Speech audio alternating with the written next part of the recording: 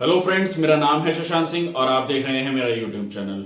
तो आज का जो टॉपिक है इस चैप्टर का आखिरी टॉपिक है जिसका नाम है रॉक साइकिल। रॉक साइकिल क्या होती है अब हम जानेंगे इस वीडियो में। लास्ट वीडियोस में हमने तीनों रॉक्स के बारे में पढ़ा, हमने जाना मेटामॉर्फिक रॉक, उससे फिर पहले सेडिमेंट्री रॉक और उससे पहले हमने इग्निशियस रॉक के बारे में पढ़ा। तो रॉक्स के बारे में यहाँ आप लोगों को सारी चीजें अब क्लियर हो गई होंगी। लेकिन जो लास्ट में जो रॉक थी ना मेटामॉर्फिक रॉक, तो उसमें मुझे पता है कुछ डाउट है लोगों को कि मेटामॉर्फिक रॉक मतलब किस तरीके से बनी है या उसको लेके थोड़ा सा कंफ्यूजन है। तो वो अब इस वीडियो में आपको पूरा अच्छे से क्लियर हो जाएगा कि मेटामॉर्फिक रॉक किस तरह से बनी है, मतलब क्या पूरा प्रोसेस है। डायग्राम आप देख रहे हैं बुक में भी बना हुआ है, तो ये सारी चीजें भी आप लोगों को समझ में आ जाएंगी। तो चलिए शुरुआत करते हैं। देखिए रॉक साइकिल हम पढ़ रहे हैं, तो रॉक साइकिल का मतलब होता है what is the meaning of cycle. जो चीज जहां से शुरू हुई वहीं पे आके खत्म हो रही है। हम पैडल चलाते हैं ना, पैडल मारते हैं साइकिल में, चलाते हैं, घूम के वापस वो चीज वहीं पे आ जाती है। तो वो जो साइकिल होती है, वो जो फ्लो होता है वापस आने का, तो हमने क्या पढ़ा था इग्निशियस रॉक। इग्निशियस रॉक से ही मेटामॉर्फिक बनती, सॉरी सेडिमेंट्री बनती है, फिर मेटामॉर्फिक बनती है।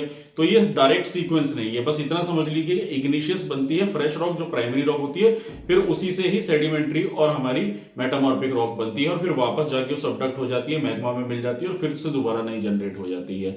यही साइकिल होती है रॉक साइकिल हमारी। तो रॉक साइकिल के बारे में थोड़ा सा बताया तो इट इज अ ट्रांसफॉर्मेशन, एक ट्रांसफॉर्मेशन है जो बार बार बदलता रहता है। So continuous process through old rocks transform into new ones. तो मतलब पुरानी जो पत्थर होते हैं वो खत्म होते हैं और फिर नए जनरेट होते हैं। तो ये एक ट्रांसफॉर्मेशन प्रोसेस है, बार बदलता रहता है।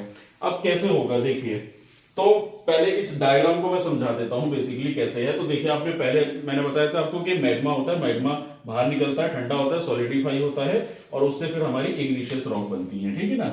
तो इग्निशियस रॉक बनी, इग्निशियस रॉक में फिर क्या होता है, वेदरिंग होती है, इरोजन होता है, यानी कि टूटती है वो रॉक्स, बरसात, हवा, धूप, इन सारी चीजों से ब्रेक होती है और छोटे छोटे सेडिमेंट्स में बन जाती है। और छोटे छोटे सेडिमेंट्स में बनने के बाद क्या होता है, छोटे छोटे सेडिमेंट्स में बनने के बाद वो लिथिफिकेशन होता है जो हमने सेडिमेंट्री रॉक्स में पढ़ा था। और सेडिमेंट्री रॉक्स बनती है उससे हमारी फिर सेडिमेंट्स के टूटने से, ठीक है।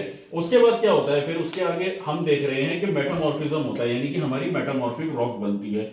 तो ये जरूरी नहीं है कि जो सेडिमेंट्री रॉक होती है वो ब्रेक, मतलब वो आगे चल के मेटामॉर्फिक रॉक बने, वो वापस आप देखिए दोबारा से सेडिमेंट्स में भी टूट सकती है। यानी कि जो वापस लेयर बनी वो दोबारा से भी ब्रेक हो सकती है इरोजन वगैरह की वजह से, तो दोबारा से सेडिमेंट्स में आ सकती है, ठीक है ना। ये एरो दिख रहा है ना आपको। और उसके बाद फिर डायरेक्ट मेटामॉर्फिज्म में भी जा सकती है। और उसके अलावा इग्निशियस रॉक भी डायरेक्ट मेटामॉर्फिक रॉक बन सकती है, ठीक है। जैसे कि ये डायग्राम देखिए, ये हमारा वॉल्केनो है, यहाँ से इरप्ट होगा वॉल्केनो, ठीक है। अब वॉल्केनो अब यहाँ पे तो ऑलरेडी पहले से रॉक बनी हुई है ना हमारी पुरानी इग्निशियस रॉक कह लीजिए आप, जो पहले से थी, सालों से थी। फिर मैग्मा आया, इरप्ट हुआ, बाहर निकला, तो खोलता हुआ मैग्मा जब इसमें आया तो सॉलिडिफाई, वो गर्म होगा तो वो शेप बदलेगा ना, तो वो मेटामॉर्फिक प्रोसेस में कन्वर्ट हो जाएगा, तो वो वाली प्रोसेस की वजह से। तो इग्निशियस रॉक से भी हमारी मेटामॉर्फिक रॉक बन सकती है और सेडिमेंट्री रॉक से भी बन सकती है। और ये भी हो सकता है कि सेडिमेंट्री रॉक डायरेक्ट हमारी मैग्मा में जाके मिल जाए। तो अब ये जो लास्ट वाला प्रोसेस है इसमें क्या होता है बेसिकली कि भाई रॉक्स तो बन गई, अब क्या होता है कि देखिए टेक्नोटॉनिक थ्योरीज हमने पढ़ी थी, हमने पढ़ा था ओशन फ्लोरिंग के बारे में, उसके अलावा हमने जो सबडक्शन कन्वर्जेंस थ्योरीज पढ़ी थी। तो क्या होता है, पुरानी लैंड सबडक्ट कर जाती है ना, ओशन मैपिंग फ्लोरिंग के बारे में पढ़ी, जो हमने ऐसे दो प्लेट्स होती है, तो ओशन फ्लोर होती है, नीचे सबडक्ट कर जाती है, चली जाती है और फिर दोबारा से वॉल्केनो के रास्ते वो बाहर आती है। तो ठीक उसी तरीके से ये रॉक्स भी जाके मेल्ट हो जाएंगी मैग्मा में, उसके बाद दोबारा से इग्निशियस रॉक बनाएंगी। तो आई होप अब आपको समझ में आ गया होगा कि जो पूरी साइकिल है हमारी जो रॉक्स की, तो रॉक्स क्या होती है, ठंडा गर्म मैग्मा होता है, खोलता है, बाहर निकलता है, सॉलिडिफाई होता है, फिर मल्टीपल्स उसमें बनता है। यानी कि हमारी इग्निशियस रॉक जो होती है ना वो प्राइमरी रॉक होती है और उसी से ही हमारी सेडिमेंट्री रॉक भी बनती है और मेटामॉर्फिक रॉक भी बनती है। तो ये आपको इस चार्ट में पूरा समझ में आ गया होगा। एक बार मैं दोबारा से रिपीट कर देता हूँ, मैग्मा से इग्निशियस रॉक बनी, फिर उससे सेडिमेंट्री भी बन सकती है, मेटामॉर्फिक भी बन सकती है, सेडिमेंट्री से मेटामॉर्फिक भी बन सकती है, या वो वापस दोबारा सेडिमेंट्स में टूट के दोबारा साइकिल रिपीट कर सकती है, या फिर सेडिमेंट्री दोबारा से डायरेक्ट मेल्ट होकर मैग्मा में जाके मेल्ट कर सकती है और हमारी मेटामॉर्फिक रॉक भी मैग्मा में जाके मेल्ट हो जाएगी।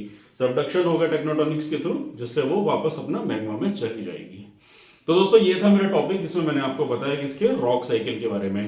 तो यहीं पे इस चैप्टर का दी एंड होता है, यहीं पे इस चैप्टर का अंत हुआ और आई होप आप लोगों को सारी चीजें इसमें अच्छे से क्रिस्टल क्लियर हो गई होंगी। तो यही था मेरा आज का टॉपिक। यहाँ पे एक इन्फॉर्मेशन और देना चाहूंगा कि अगर आपने यूपीएससी की बुक्स नहीं खरीदी हैं तो मेरे डिस्क्रिप्शन लिंक में जाइए, वहां पे लिंक पे क्लिक करिए। अमेजोन से आप कोई भी अपनी बुक ऑनलाइन ऑर्डर कर सकते हैं, परचेज कर सकते हैं। तो यही था मेरा आज का टॉपिक। और अगर आपको मेरा काम पसंद आ रहा है, मेरी वीडियो अच्छी लग रही है, तो मेरे चैनल को सब्सक्राइब कीजिए, मेरी वीडियो को लाइक कीजिए, और आने वाले समय में आपको और ऐसी इंफॉर्मेटिव वीडियोस मिलती रहेंगी। तो मिलते हैं अगली वीडियो में एक नए चैप्टर के साथ। आज के लिए इतना ही। Thank you very much.